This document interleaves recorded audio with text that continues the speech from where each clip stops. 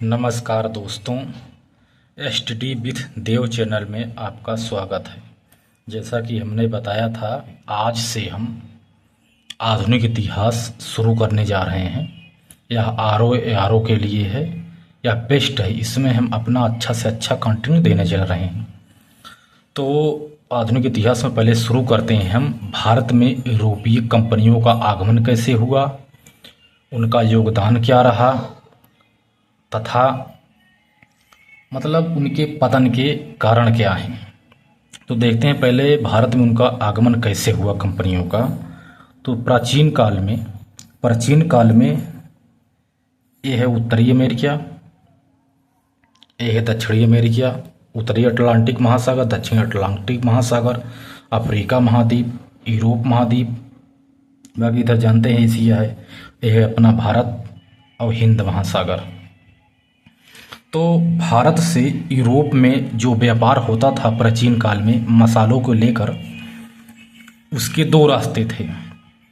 पहला रास्ता था जो गुजरात तट से, पहला रास्ता पाक से होते हुआ, वह भूमि से संबंधित था। वह पाकिस्तान, अफगानिस्तान, ईरान, इराक, तुर्की, काला सागर होते हुए वह यूरोप में प्रवेश करते थे। यहाँ से वो लोग अच्छा खासा व्यापार करते थे मसालों का। उसके बाद एक रास्ता और था जो भारत से अरब जाता था। वो थोड़ा छोटा था, शार्ट था, और वह जल मार्ग रास्ता था। उसके बाद क्या हुआ, यहाँ दो रास्ते थे। दोनों रास्ते में रास्ता, ये वाला रास्ता एक है जो पाकिस्तान अफगानिस्तान होते हुए गया, और दूसरा रास्ता जो यहाँ से डायरेक्ट अरब सागर में, अरब गया देश में, ये जल मार्ग का है। अब आगे देखिए, रास्ता एक से रास्ता दो से अरब के लोग व्यापार करते थे। रास्ता एक, रास्ता दो, ये दोनों आपको हमने ऊपर बताया है। वहाँ से अरब के लोग व्यापार करते थे या यूरोप ले जाते थे। जो रास्ता दो था, जो जल मार्ग का रास्ता था, अरब के लोग उस पर मनमानी करने लगे। जो रास्ता दो था उस पर अरब के लोग मनमानी करने लगे और ऊंचे ऊंचे दाम पर बेचते थे। जो भी यहाँ से सामग्री ले जाते थे मसालों की, वो ऊंचे ऊंचे दाम पर बेच रहे थे। रास्ता एक में क्या हुआ, रास्ता एक में भी अनेक समस्याएं थी, फिर भी व्यापार करते थे। इससे पहले हम आपको अवगत करा देते हैं यहाँ के बारे में, थोड़ा इसके बारे में थोड़ा विस्तृत आपको थोड़ी जानकारी प्राचीन की दे देते हैं कि प्रारंभ में यहाँ एक रोमन साम्राज्य हुआ करता था। दोस्तों नोट्स जरूर बनाना। प्रारंभ में यहाँ एक रोमन साम्राज्य हुआ करता था। यह दो भागों में बटा था, एक पश्चिमी रोम, दूसरा पूर्वी रोम। पश्चिमी रोम को इटली कहते हैं, पश्चिमी रोम को इटली कहते हैं, और जो पूर्वी रोम था उसको बैजंतिया साम्राज्य। उस बैजंतिया साम्राज्य की राजधानी है कंस्टैंटिनोपल या कुस्तुतुनिया। बैजंतिया साम्राज्य की राजधानी कुस्तुतुनिया है। उसके बाद अब क्या था, एक हमने जो बताया था टर्की, इधर ये तुर्की है, टर्की। यहाँ पर एक उस्मानिया साम्राज्य था, उसका उदय हुआ 1453 ईस्वी में। उस्मानियों का उदय हुआ टर्की में 1453 में। उस्मानियों ने, जो टर्की के थे, उस्मानियों ने बैजंतिया को हरा कर उस पर कब्जा कर लिया, क्योंकि व्यापार का जो था कर वो लोग ज़्यादा भी लगाए थे और वह अच्छे अच्छे दामों बेचते थे, जिससे अच्छी खासी उनकी इनकम होती थी, फ़ायदा मुनाफा बहुत होता था। इसलिए उस्मानियों ने बैजंतिया को हरा दिया और उस पर कब्जा कर लिया। उसके बाद कुस्तुतुनिया जो था, हमने बताया जो पूर्वी है, पूर्वी रोमन, उस पर भी उस्मानियों ने कब्जा कर लिया और उसको भी हरा दिया और वहाँ भी भारी कर लगाया। उसके बाद अब क्या देखो, अरब वालों को जब इस बात का पता चला कि उस्मानियों ने कर को बढ़ा दिया है, तो उन्होंने भी भारी कर लगाना शुरू किया, क्योंकि अब एक रास्ता तो बंद हो गया। क्योंकि जब उन्होंने कब्जा कर लिया तो वो भाई वो अपना रास्ता से जाने नहीं देते थे और उनका वर्चस्व हो गया, वो अकेले सब करने लगे। उसके बाद फिर अरब ने भी जब इसके बारे में उनको पता चला कि उस्मानियों ने उस पर कब्जा कर लिया है और कर बढ़ा दिया है, उन्होंने भी अपने रास्ते पर भारी कर लगाना शुरू किया।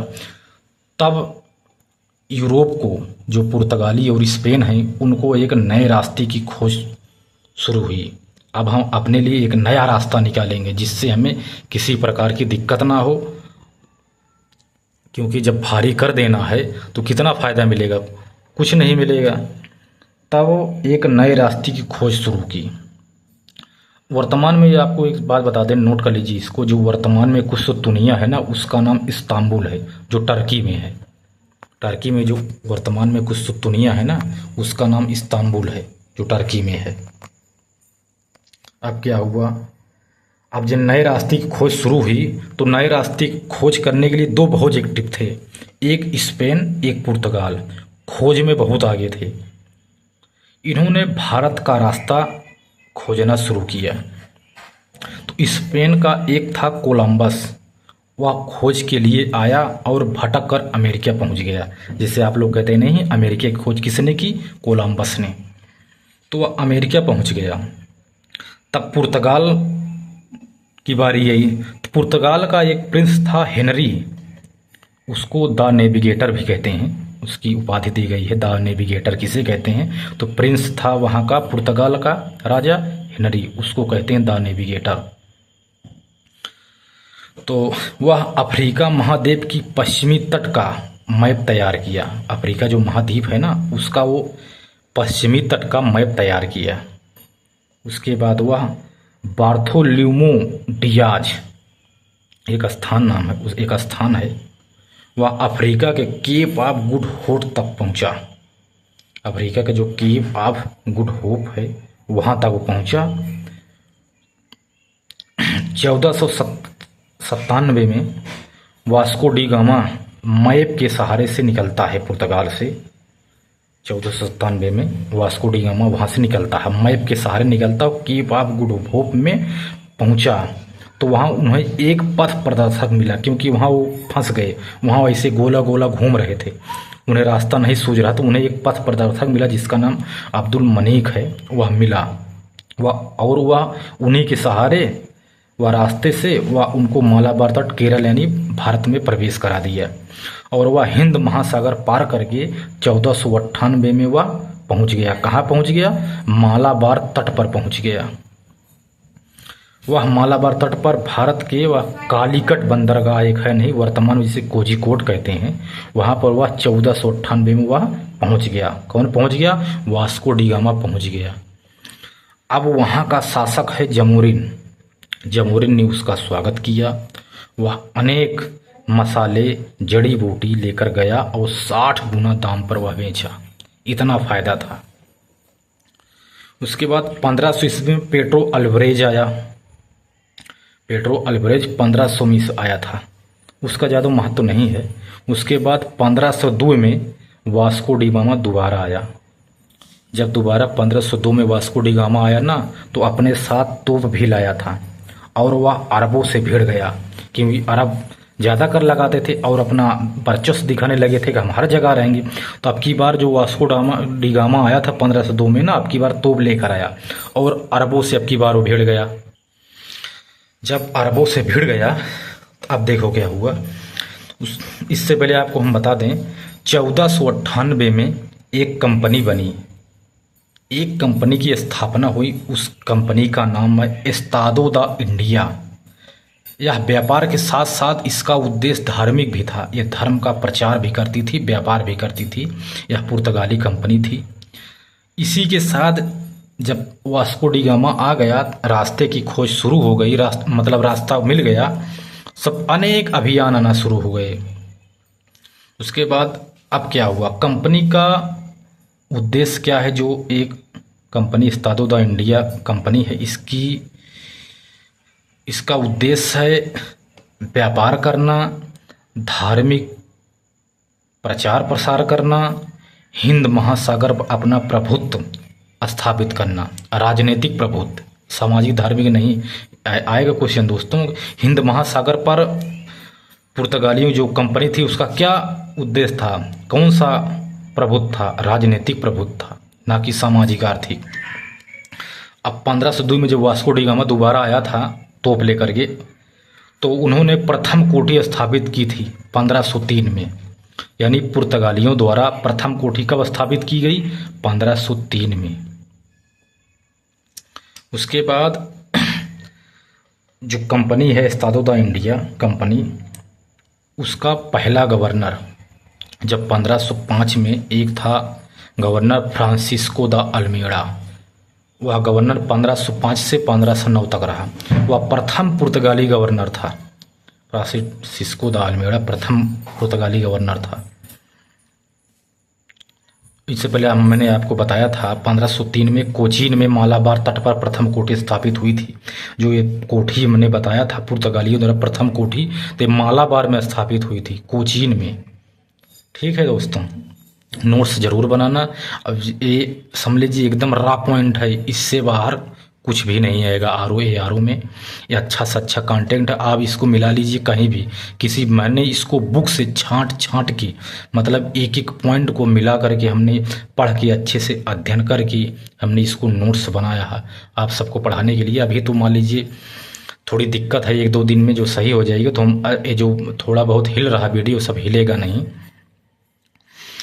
तो अल्मेड़ा जो था प्रथम पुर्तगाली गवर्नर, वह ब्लू वाटर पॉलिसी शुरू की। ब्लू वाटर पॉलिसी जो है ना, इसकी एक नीति थी कि हिंद महासागर से अरबों को खदेड़ना, कि हम इस नीति के तहत अरबों को हिंद महासागर से खदेड़ देंगे। जब हिंद महासागर से अरबों को खदेड़ देंगे तो पूरे हिंद महासागर में, यहाँ जो हिंद महासागर है इनका वर्चस्व हो जाएगा, किसका, पुर्तगालियों को। तो हम आराम से व्यापार करेंगे, अरबों का जो टैक्स लगाते हैं, भारी कर लगाते हैं, वो सब कुछ नहीं देना पड़ेगा। यहाँ उन्होंने भारी कर जो जहाँ लगाया था, इसीलिए उन्होंने अल्मेड़ा ने ब्लू वाटर पॉलिसी शुरू की। उसके बाद फ्रांसिस्को ने द अल्मेड़ा ने मिस्र, तुर्की तथा गुजरात से भी युद्ध किया। मिस्र से भी युद्ध किया, टर्की से किया, गुजरात से किया, और हर जगह तीनों से फ्रांसिस्को जीत गया, क्योंकि वह आधुनिकता से लैस था। क्योंकि अब 1400 जब 1502 में आया था वास्को डी गामा, तो भी लेके आया था। इसका मतलब है उसके पास भी आधुनिक हथियार थे, इसलिए वह तीनों से जीत गया। क्योंकि गुजरात में भी यहाँ के शासक के पास भी कुछ आधुनिक सामान कुछ भी नहीं था, तुर्की के पास नहीं था, मिस्र के पास नहीं था, तीनों को जीत लिया। अब फ्रांसिस्को 9 तक रहा। उसके बाद 9 के बाद 10 में अल्फांसो दी अल्बुकर्क दूसरा पुर्तगाली गवर्नर बनकर आया। पुर्तगाली वह सत्ता का वास्तविक संस्थापक है। अब देखो, दूसरा पुर्तगाली है, लेकिन ये अगर पूछा जाएगा पुर्तगाली सत्ता का वास्तविक संस्थापक कौन है, तो अल्फांसो दी अल्बुकर्क है। इसको किस लिए कहा जाता है, क्योंकि यह 1510 में गोवा को जीत लिया था अल्बुकर्क ने। यहाँ के गोवा के एक बीजापुर के शासक थे यूसुफ आदिल शाह, उसी से जीता था गोवा को, और गोवा को 1961 में छोड़ा था पुर्तगालियों ने। तो 1510 में गोवा को भी उन्होंने जीत लिया। अल्बुकर्क देखो विवाह नीति चलाई, वो भी विधवाओं से। वो कहता था अगर विधवाओं से हम शादी कर लेंगे तो यहाँ हम रह जाएंगे, बस जाएंगे, हमारी ज़मीनें हो जाएंगी, हमें किसी से डरने की ज़रूरत नहीं है, हम टैक्स नहीं देंगे, यहाँ के हम हो जाएंगे। इसलिए वह ऐसे नीति चलाई कि यहाँ विधवाओं से शादी करना। और 1511 में मलक्का पर कब्जा किया। मलक्का बताए थे, यहाँ मलक्का 1511 मलक्का को भी जीत लिया। 1515 में हरमुज पर नियंत्रण उसका हो गया, किसका, अल्फांसो दी अल्बुकर्क का। इसलिए तो इसको वास्तविक संस्थापक कहते हैं। उसके बाद यह अल्बुकर्क कोचीन, कुन्नौर, दमन, हुगली, गोवा आदि जगह भी पुर्तगालियों ने अपनी कोठी स्थापित की। इसीलिए अल्फांसो दी अल्बुकर्क को पुर्तगाली सत्ता का वास्तविक संस्थापक कहते हैं। या बहुत काम किया था, विधवाओं से विवाह करना, मलक्का कब्जा, हरमुज पर कब्जा, कोचीन, कुन्नौर, बहुत एक्टिव था। ये आधुनिकता से भी ये भी लैस था, क्योंकि इसीलिए तो इसको कहते हैं संस्थापक वास्तविक। अब अल्बुकर्क के बाद नीनो डी कून्हा गवर्नर बनकर आया। यह 1530 में गोवा को अपना मुख्यालय बनाया था। अगर पूछा जाए दोस्तों, 1530 में गोवा का मुख्यालय कौन बनाया था पुर्तगाली गवर्नर, तो नीनो डी कून्हा है।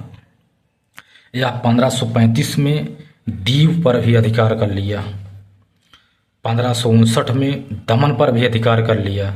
1535 में दीव पर किया था और 1559 में दमन पर, दोनों पर अधिकार किसने किया था? नीनो डी कून्हा ने। अब यहाँ एक नोट इम्पोर्टेंट है दोस्तों कि वास्को डी गामा 1524 में तीसरी बार भारत आया था। वास्को डी गामा पहली बार 1457 में चला था, 98 में पहुंचा। दूसरी बार 1503 में समझ लो आया, स्थापित किया था। 1502 में आया, 3 में कोठी स्थापित की, और तीसरी बार 1524 में आया और वह 27 में इसकी मृत्यु हो गई। अब नीनो डी कून्हा के बाद अल्फांसो डिसूजा गवर्नर बनकर आया। इसके समय इसके साथ थे एक सेंट जेवियर, वो भी इन्हीं के साथ आए थे। तो अगर पूछा जाए सेंट जेवियर किसके साथ आया था, तो ये अल्फांसो डिसूजा के साथ आया था। तो डिसूजा ने क्या किया? कोचीन, कुन्नौर, गोवा, दमन, दीव, हुगली, मद्रास, हरमुज, मलक्का, सालसेट आदि स्थान पर इन्होंने कोठी स्थापित की।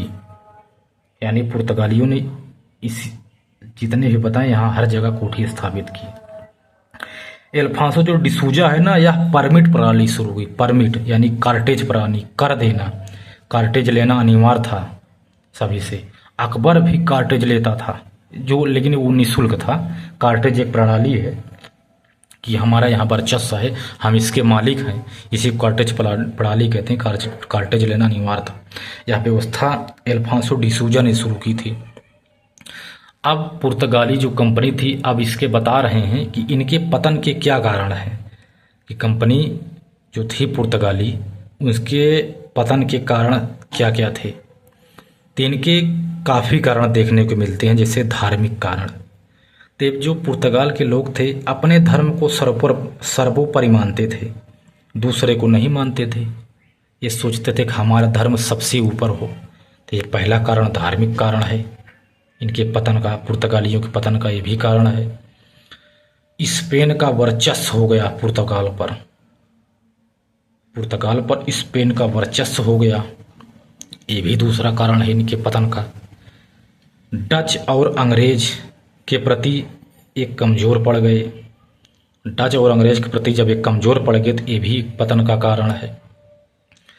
और जो देखा जाए तो पुर्तगालियों का योगदान भी काफ़ी है। तो योगदान में देख लेते हैं दो चार। जैसे प्रिंटिंग प्रेस भी 1556 में, यह प्रथम प्रिंटिंग प्रेस है 1556 में पुर्तगालियों द्वारा स्थापित किया गया। तंबाकू, गन्ना, आलू, लाल मिर्च, पपीता आदि भारत में इन्होंने ही लाया था। एक शैली ही गोथिक शैली यानी भवन निर्माण संबंधित है। गोथिक शैली को भी पुर्तगालियों लेकर आए थे। तो दोस्तों देखा हमने आपको पुर्तगाली जो कंपनी है इसका आगमन कैसे हुआ, इनके पतन के कारण क्या हैं, पुर्तगालियों का योगदान क्या क्या है भारत में, ये सब हमने देख लिया। इसके बाद नेक्स्ट चैप्टर में हम देखेंगे, अगला चैप्टर है डच का आगमन, अंग्रेज़ों का आगमन कैसे हुआ, फ्रांसीसियों का, सभी हम कंटिन्यू इसे देते रहेंगे। तो मिलते हैं और एक क्लास में, तब तक के लिए धन्यवाद।